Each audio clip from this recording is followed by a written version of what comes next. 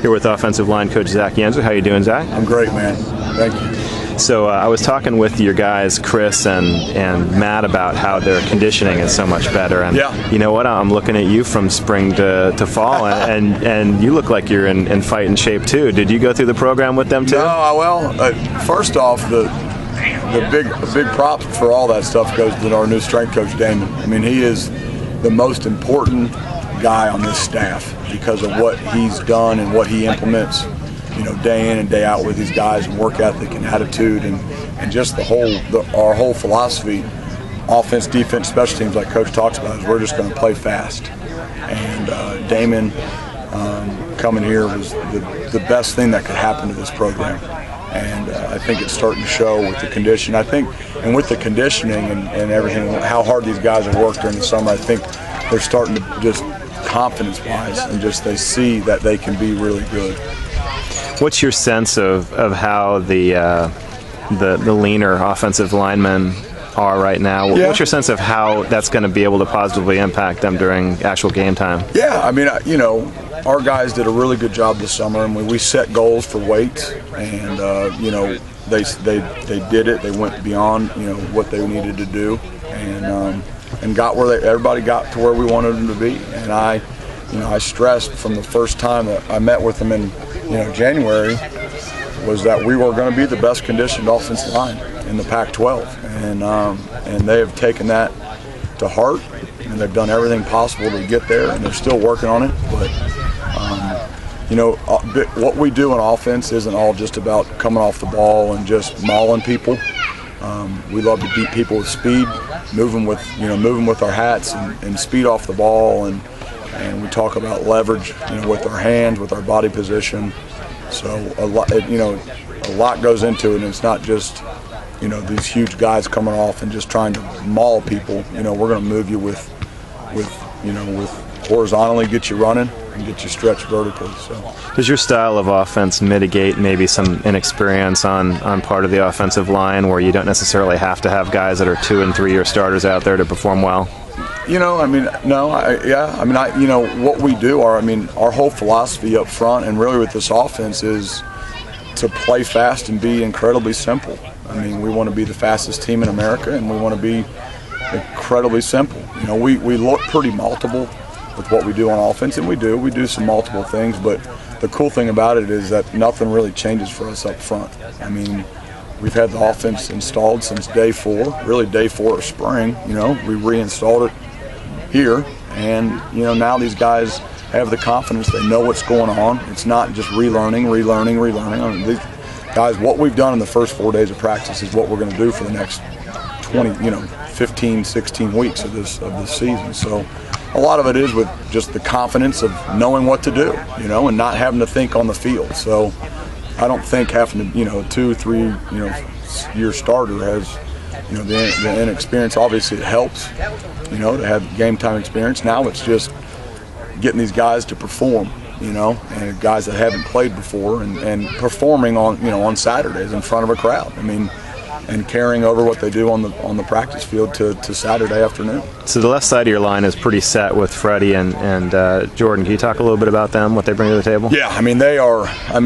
Between those two, they are. Freddie's more the quiet type, but he talks with just his. He does everything he can, to just physically just abuse people, and he can. He's a monster, right? And the thing about Briggs is that he's probably our most aggressive offensive lineman, and just physical, and just he's a leader. Briggs is one of the guys that he's played. He knows it. And I think it's a huge advantage when you do have somebody like that has played in it. And those two guys are our workhorse. And then obviously getting Adcock back at center.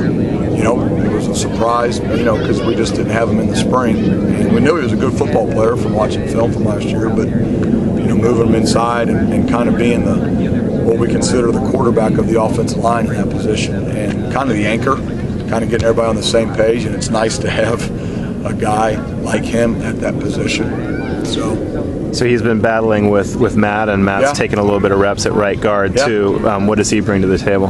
Well, Matt's incredibly athletic. You know, I mean, he's young. He's a redshirt freshman.